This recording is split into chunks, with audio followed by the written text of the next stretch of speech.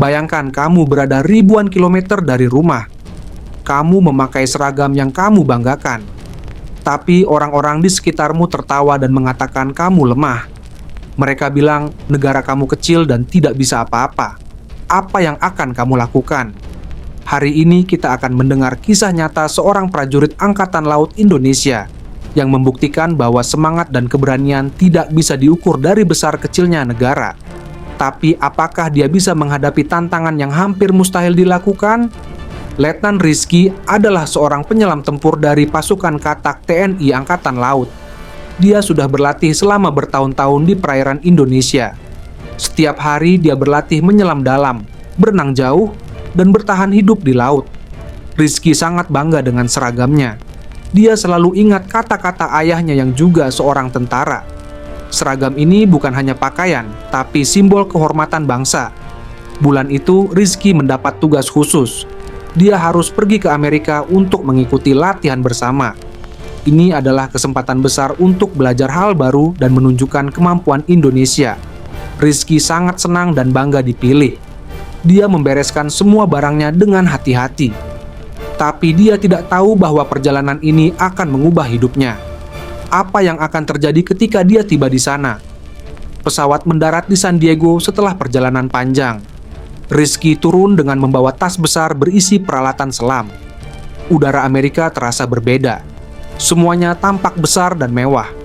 Rizky berjalan menuju tempat berkumpul dengan langkah percaya diri. Dia siap menunjukkan bahwa tentara Indonesia tidak kalah dengan siapapun. Namun, penyambutan yang dia terima tidak seperti yang dia bayangkan. Di tempat latihan, Rizky bertemu dengan 10 tentara Amerika. Mereka tinggi-tinggi dan berotot besar.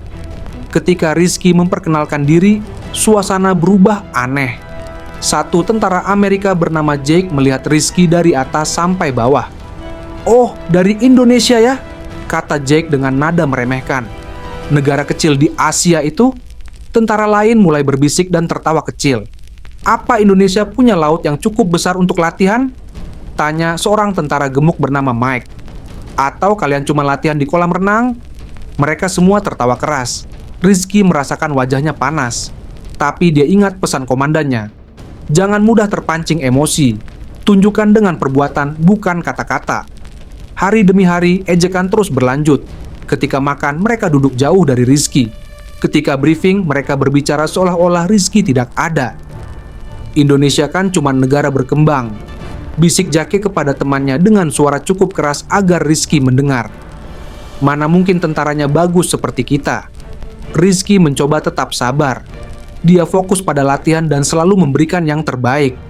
Tapi setiap malam dia merasa sedih dan marah. Dia menelepon keluarganya di Indonesia. "Jangan menyerah, nak," kata ibunya. "Kakekmu dulu juga pernah diremehkan ketika perang kemerdekaan. Tapi dia buktikan bahwa orang Indonesia tidak pernah mundur." Minggu ketiga, situasi semakin memburuk. Jake dan teman-temannya tidak hanya mengejek Rizky. Mereka mulai mengganggu peralatannya. Masker selam Rizky hilang. Finnya dipindah ke tempat yang salah. Ketika Rizky lapor kepada instruktur, Jake berkata, "Mungkin dia lupa menaruh. Orang Indonesia kan suka pelupa." Instruktur Amerika tampaknya tidak peduli. Dia hanya mengangguk dan melanjutkan latihan. Rizky merasa sendirian. Tidak ada yang membela atau membantu. Setiap hari terasa seperti siksaan. Tapi Rizky terus bertahan. Dia ingat sumpah yang dia ucapkan ketika menjadi tentara. Pantang menyerah untuk bangsa dan negara. Suatu sore, setelah latihan renang, Jake mendekati Rizky dengan wajah sombong. "Kami sudah muak dengan tingkah kamu," kata Jake. "Kamu pikir kamu bisa menyamai kami? Tentara Amerika adalah yang terbaik di dunia. Kami punya ide," sambung Mike dengan senyum jahat. "Bagaimana kalau kita uji kemampuanmu yang sebenarnya? Jangan cuma omong doang seperti politikus negara kamu." Rizky berdiri tegak. Matanya menatap tajam. "Apa yang kalian inginkan?" tanyanya dengan suara tenang tapi tegas. Jake tertawa. "Berani juga ternyata si kecil ini. Baiklah, kami tantang kamu 2 hal. Pertama, kita lihat siapa yang bisa menahan nafas paling lama di bawah air, tapi tidak di kolam latihan. Di laut lepas. Dan kaki kita akan diikat dengan pemberat 20 kg.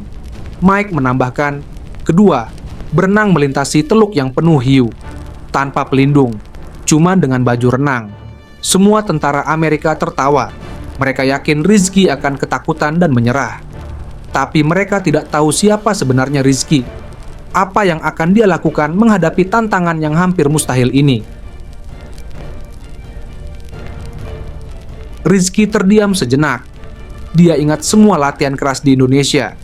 Perairan Nusantara yang penuh tantangan telah menempa dirinya. Dia sudah berenang bersama hiu di Raja Ampat. Dia sudah menyelam puluhan meter dengan pemberat di Laut Banda. Semua ejekan dan hinaan selama 3 minggu tiba-tiba berubah menjadi motivasi yang menggelora. Baiklah, kata Rizky dengan suara yang mengejutkan semua orang. Tapi dengan satu syarat. Jake mengerutkan dahi. Syarat apa? Jika aku menang, kalian harus meminta maaf. Bukan hanya kepadaku, tapi kepada seluruh rakyat Indonesia. Di depan semua orang. Rizky menatap mata Jake tanpa berkedip. Dan kalian harus mengakui bahwa tentara Indonesia tidak kalah dengan siapapun. Para tentara Amerika tertawa lagi. Deal, kata Jake sambil menjabat tangan Rizky. Tapi kalau kamu kalah, kamu harus pulang besok dan bilang ke semua orang bahwa tentara Indonesia lemah. Malam itu Rizky tidak bisa tidur. Dia berdoa dan mengingat semua yang diajarkan instrukturnya di Indonesia. Laut adalah sahabat, bukan musuh, kata Sersan Mayor Wahyu dulu. Jika kamu menghormati laut, laut akan menghormatimu. Pagi harinya mereka semua pergi ke tepi laut. Cuaca agak berawan dan ombak cukup besar. Instruktur Amerika ikut sebagai saksi. Beberapa tentara lain juga datang untuk menonton. Jake masih tersenyum sombong. Kamu yakin tidak ingin mundur sekarang? Ejeknya. Saya sudah siap, jawab Rizky sambil memeriksa peralatannya. Tantangan pertama dimulai. Kaki mereka diikat dengan pemberat 20 kg. Laut terlihat dalam dan gelap. Siapa yang bisa menahan nafas paling lama dia yang menang, kata instruktur. 1, 2, 3. Mereka berdua terjun ke air. Air laut Amerika terasa dingin. Pemberat di kaki membuat mereka langsung tenggelam ke dasar. Rizky melihat Jake berenang di sebelahnya. Menit pertama berlalu. Keduanya masih kuat. Tapi Rizky punya rahasia. Selama bertahun-tahun dia berlatih dengan nelayan tradisional Indonesia yang bisa menyelam hingga 30 meter tanpa alat. Mereka mengajarkan teknik pernafasan khusus yang turun-temurun. Rizky mengatur detak jantungnya dan menghemat oksigen. Menit kedua, Jake mulai terlihat gelisah. Gelembung udara keluar dari hidungnya. Menit ketiga, Jake mulai panik. Dia berusaha naik ke permukaan tapi terhambat oleh pemberat. Menit keempat, Jake tidak kuat lagi. Dia melepaskan pemberat dan naik ke permukaan dengan terburu-buru. Rizky masih di bawah, tenang seperti ikan. Semua orang di atas kapal terpesona. Bagaimana mungkin orang sekecil Rizky bisa bertahan lebih lama dari Jake yang tubuhnya 2 kali lebih besar? Menit kelima, Rizky akhirnya naik ke permukaan. Dia bernafas normal tanpa terengah-engah. Jake masih batuk-batuk dan wajahnya pucat. Tidak mungkin, katanya. Kamu pasti curang? Tidak ada yang curang, kata instruktur Amerika dengan nada kagum. Ini kemampuan luar biasa. Tapi tantangan kedua masih menunggu. Yang ini jauh lebih berbahaya. Sore hari, mereka pindah ke teluk yang lebih dalam. Instruktur menjelaskan rute berenang. Jarak tempuhnya 2 km dari dermaga ini sampai pulau kecil di seberang. Dia menunjuk ke arah yang tampak sangat jauh. Dan ya, di perairan ini memang ada hiu. Jake terlihat tidak percaya diri seperti tadi pagi. Kekalahan di tantangan pertama membuatnya ragu. Tapi dia tidak mau mundur di depan teman-temannya. Kalau ada hiu mendekat bagaimana? Tanya salah satu tentara Amerika dengan cemas. Itulah resikonya, jawab Mike. Makanya ini disebut tantangan. Rizky sudah siap di tepi air. Dia melepas semua pakaian kecuali celana renang. Badannya memang tidak sebesar Jake, tapi ototnya padat dan gerakannya lincah. Dia sudah pernah berenang bersama hiu paus di Teluk Cendrawasih. Hiu adalah bagian dari hidupnya. Kalian yakin mau melanjutkan? Tanya instruktur terakhir kali. Saya siap, jawab Rizky. Jake mengangguk dengan kepala, walaupun tangannya gemetar sedikit. Start! Keduanya terjun ke air. Laut sore itu berwarna biru gelap. Ombak lumayan besar dan membuat berenang jadi lebih sulit. Rizky berenang dengan gaya bebas yang efisien. Dia tidak terburu-buru. Dia tahu ini adalah maraton, bukan sprint. Jake berenang lebih cepat di awal. Dia ingin cepat sampai dan menghindari hiu. Tapi cara berenangnya boros energi. Setelah 500 meter dia sudah mulai kelelahan. Kilometer pertama, Rizky mulai menyusul. Gerakannya tetap rata dan kuat. Jake terlihat semakin lambat. Napasnya mulai tidak teratur. Tiba-tiba dari kapal pengawas terdengar teriakan, "Hiu!" Ada hiu mendekat. Jake panik. Dia berenang dengan gerakan yang tidak karuan. Air di sekitarnya jadi keruh karena gerakan yang terlalu keras. Ini justru menarik perhatian hiu. Rizky tetap tenang. Dia ingat pelajaran dari nelayan Maluku. Jika bertemu hiu, jangan panik. Bergeraklah dengan tenang. Hiu tidak akan menyerang jika kamu tidak mengancamnya. Seekor hiu besar berenang di antara mereka. Jake berteriak ketakutan. Dia berenang sekuat tenaga ke arah kapal pengawas. Tapi hiu justru mengikutinya karena gerakan paniknya. Rizky berenang mendekat. Dia menggerakkan tangannya dengan pola khusus yang pernah dia pelajari. Gerakan ini membuat hiu tahu bahwa dia bukan mangsa. Hiu itu berhenti mengejar Jake dan berenang menjauh. Jake selamat, tapi dia sudah kelelahan parah. Dia tidak bisa melanjutkan. Kapal pengawas mengangkatnya. Rizky melanjutkan renang sendirian. N,fem kilometer. N,ast kilometer. Pulau tujuan sudah terlihat jelas. Semua orang di kapal terpukau melihat kemampuan luar biasa ini. Tentara Indonesia kecil ini berenang 2 kilometer di laut penuh hiu tanpa bantuan alat apapun. Akhirnya, Rizky menyentuh pantai pulau kecil. Dia berhasil. Semua orang bersorak. Bahkan tentara Amerika yang tadi mengejeknya ikut bertepuk tangan.